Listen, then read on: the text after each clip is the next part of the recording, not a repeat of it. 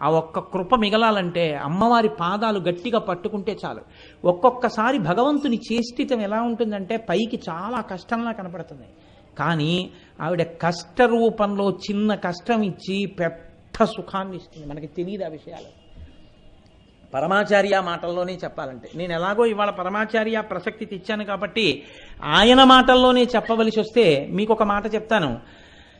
వెనకటికి ఉప్పు వ్యాపారం చేసేవాళ్ళు గాడిదల మీద ఉప్పు బస్తాలు వేసుకుని ఊళ్ళోకి తీసుకెళ్ళి అమ్మేవారు. ఒకనకొకప్పుడు ఉప్పు అమ్మే వ్యాపారులు గాడిదల మీద ఉప్పు బస్తాలన్నీ వేసుకుని అరణ్యంలోంచి వెడుతున్నారు. దొంగలు చూశారు, వీళ్ళు ఉప్పు బస్తాలన్నీ పట్టుకెడుతున్నారా, ఉప్పు బస్తా అంటే చాలా బరువు, ఆ ఉప్పు పట్టుకెడుతున్నారు, వీళ్ళు ఉప్పు అమ్మి మళ్ళీ వస్తారు. వచ్చినప్పుడు మనం ఈ ఉప్పు అమ్మిన డబ్బు పట్టుకొని వస్తారు కాబట్టి వీళ్ళని భయపెట్టి డబ్బు దోచుకోవచ్చు.